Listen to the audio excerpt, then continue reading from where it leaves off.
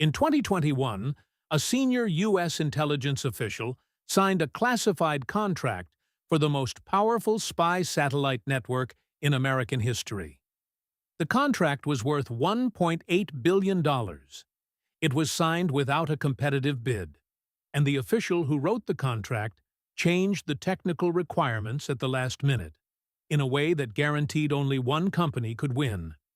Then, that same official was nominated by the president to run the entire U.S. Air Force.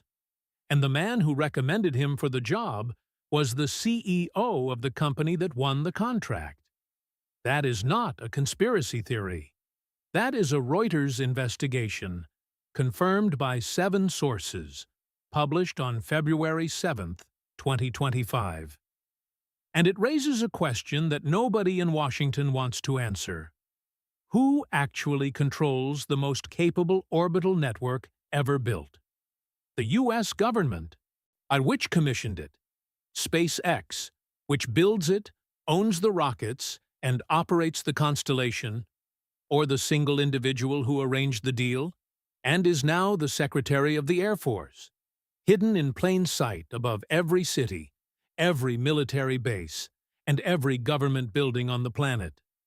Today, we're going to follow the paper trail, the classified contracts, the altered requirements, the Inspector General investigation, and the TLE catalog numbers that a Harvard astronomer used to find satellites the U.S. government says don't exist.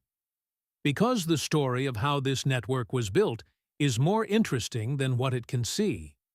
Here's how the spy satellite business worked for 60 years. The NRO, the National Reconnaissance Office, so secret its existence wasn't publicly admitted until 1992, built massive, expensive satellites, one at a time, each one the size of a school bus, each one costing $3 to $5 billion, each one so irreplaceable that losing a single satellite to a Chinese anti-satellite missile would blind an entire intelligence collection program for a decade. The theory behind the new architecture is intuitive. Stop building 12 irreplaceable billion-dollar satellites. Start building hundreds of small, cheap, disposable satellites that fly in formation. If you lose one, the swarm heals itself. If an adversary tries to blind the network by destroying individual assets, they need to destroy hundreds of them simultaneously. You cannot blind a swarm. In 2020, SpaceX was already building 55 Starlink satellites per week. No other company on Earth could approach that production rate. And SpaceX had something else nobody else had. 7,000 Starlink satellites already in orbit, forming the most extensive inter-satellite laser communications network ever deployed. If you needed to relay classified imagery from a spy satellite to a ground station on the other side of the planet in seconds, SpaceX was the only company whose infrastructure already existed to do it. There was, genuinely, no one else. And that is exactly what made what happened next so unusual. You can make a legitimate argument that SpaceX was the only company capable of building this network. You don't need to rig a contract to reach that conclusion. But, according to Reuters and 7 separate sources with direct knowledge of the procurement, someone changed the contract anyway. February 7, 2025. Our Reuters published one of the most consequential national security scoops of the year. The story, Troy Mink, who had served as the principal deputy director of the NRO since 2020, had altered the requirements of the classified $2.5 billion spy satellite contract while competitive bids were already being prepared. The change, which had to do with the type of inter-satellite communications the winning contractor would need to provide, had the practical effect of making SpaceX the only company capable of fulfilling the contract. Because no other contractor had a live commercial satellite constellation to plug into. L3 Harris Technologies, one of America's largest defense contractors, noticed the change. According to Reuters' sources, Junta L3, Harris began preparing a formal protest, a legal mechanism that would have triggered a review of the entire procurement. And then, according to three people with direct knowledge of what happened next, Mike personally contacted L3 Harris and told the company that future business with the NRO could be hurt if it filed that protest. L3 Harris did not file the protest. SpaceX won the contract. The complaints that did reach NRO officials triggered an investigation by the NRO's Inspector General. The NRO's public response to Reuters? The agency said it had no knowledge of any allegations, protests, or wrongdoing related to the procurement. The Inspector General's office said it does not provide any information regarding possible complaints or investigative activities. Then Reuters revealed another detail. Mike's nomination to lead the entire United States Air Force had followed a recommendation from Elon Musk. Musk also sat in on Mike's interview for the job. Before I show you what a Harvard astrophysicist found in public orbital data that the U.S. government didn't want connected, pause the video right now. Drop a microscope in the comments if you think this is ultimately just a procurement scandal. The wrong company may have gotten a contract, but the satellites work. Or drop a, if you think there is a structural problem here. One private company, owned by one man who advises the president, now builds, launches, and operates America's primary spy satellite network. Which is more alarming? Lock in your answer. Theory A. The situation is uncomfortable but defensible. SpaceX had a genuine technological advantage. The intersatellite laser network was real, operational, and years ahead of any competitor. The contract change may have been a recognition of market reality, and the Senate confirmed Mike 74-25. In a closely divided political environment, that is a substantial margin. The system reviewed itself and concluded, proceed. Theory B. What Senators Warren and Duckworth described as a de facto monopoly. Consider what SpaceX now controls. It builds the Starshield spy satellites. It manufactures the Falcon 9 rockets that launch them. It operates the Starlink intersatellite network through which classified imagery is relayed. To its TEEO recommended for Air Force Secretary, the official who structured the original classified contract in SpaceX's favor.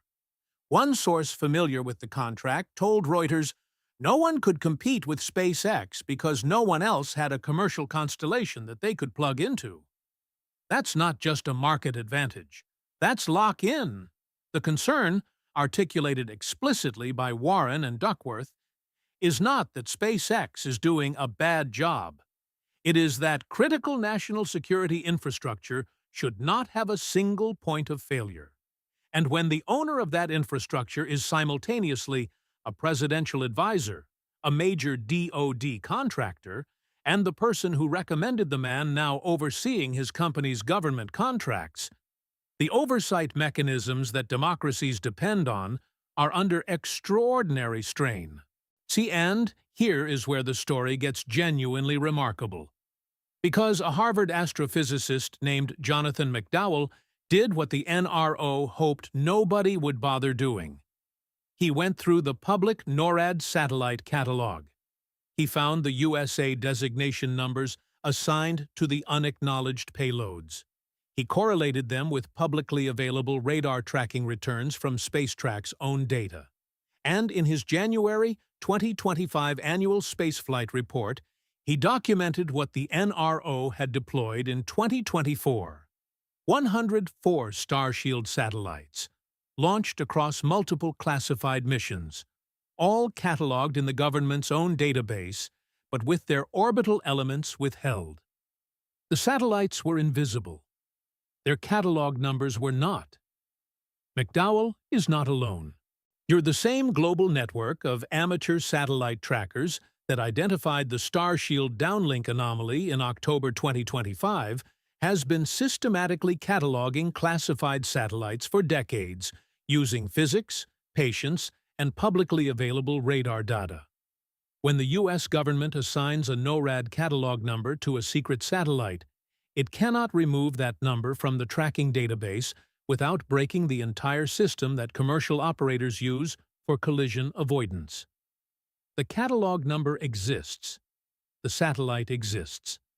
And anyone with enough patience and a sufficiently good telescope can calculate approximately where it is. McDowell's 2025 Annual Spaceflight Review documents the full scale of what happened in 2024 alone. 104 classified Starshield satellites deployed in a single calendar year.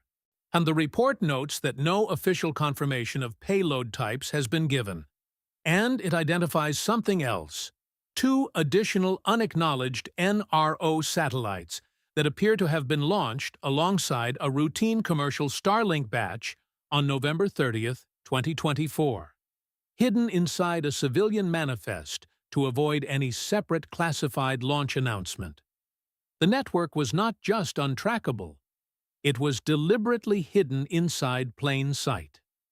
Here is the question underneath all of the other questions. Democracies built the rules that govern classified programs, oversight committees, inspector generals, competitive procurement, specifically because concentrated power over critical infrastructure, even when wielded by competent people with good intentions, creates risks that outlast the intentions of the people who created it. And the NRO was founded in 1961. Its existence was classified until 1992. 31 years. The Starshield program launched its first prototypes in 2020. Its operational deployment began in 2024. It is 2026. How long does this one stay invisible? The people who built this network would tell you it keeps you safe. And they may be right. That is entirely possible. It is also entirely unverifiable, because the program is classified, the contracts are classified, the oversight investigation produced no public findings, and the man who structured the deal is now running the department that oversees the program. This is not a unique situation in the history of American intelligence. It is, however, a situation where the scale, the speed, and the concentration of private ownership are unlike anything that has come before. So here is the question I'll leave you with. When the most powerful surveillance network in human history is built by a private company, launched on that same company's rockets, operated on that company's infrastructure, and the official who structured the contract is now Secretary of the Air Force, where does the government end and the corporation begin? Is that a problem? Or is that just how the most capable systems get built in the 21st century? Drop yours below. If you want to keep pulling on this thread, the classified contracts, the orbital mechanics, the weapons systems nobody will officially confirm, hit the subscription link in my bio and subscribe to the channel right now.